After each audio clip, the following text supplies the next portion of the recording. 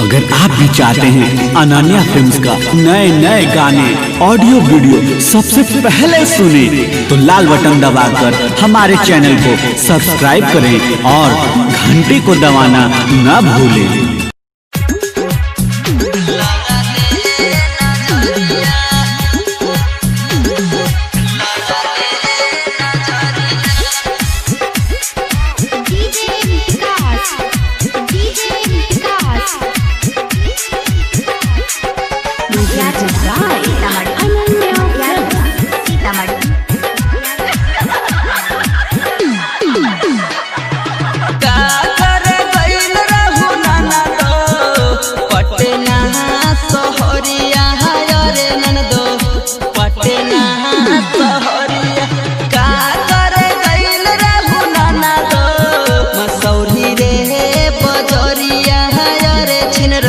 मसौली रे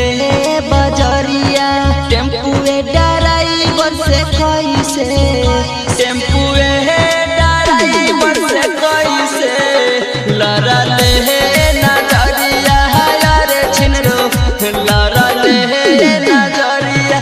का कर गइल रहू नाना दो पटना शहरिया रे ननदो पटना शहरिया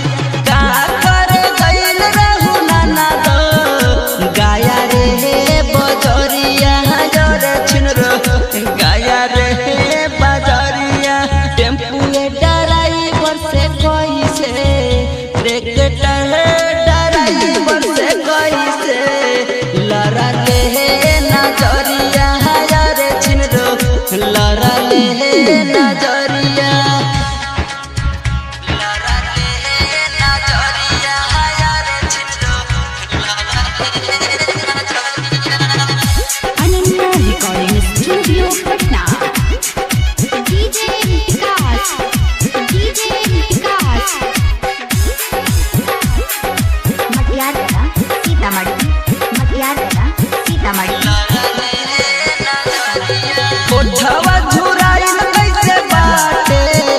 बिखरल बाबलिया रे ननदो बिखरल बाबलिया कोठवा झुराइल कैसे बाटे बिखरल बाबलिया रे छिनरो बिखरल बाबलिया कवन टेम्पू वाला तो हसे कवन ट्रैक्टर वाला तो हसे कैले बल जोरिया रे छिनरो कैले बल जोरिया फाटल कैसे छोलिया ये छिनारो गंदा भइल हंगवा रे छिनरो गंदा भइल हंगवा फाटल कैसे छोलिया ये छिनारो गंदा भइल हंगवा रे छिनरो गंदा भइल हंगवा के तो के धैले कवरिया के तो के धैले कवरिया आ बिचे रे बजरिया रे छिनरो बिचे रे बजरिया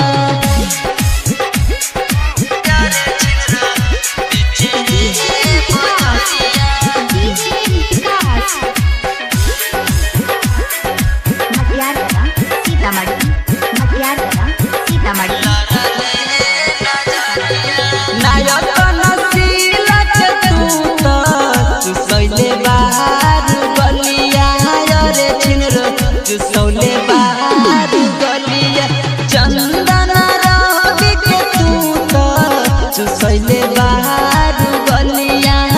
रे छिनरो सौले बाहर गलिया ओकरे तू बनावे कामे हरी ओकरे का बनावे तुमे हरी धरले कवरिया रे छिनरो धरले कवरिया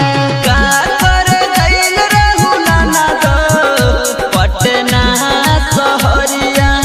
रे ननदो मसौली रे बजर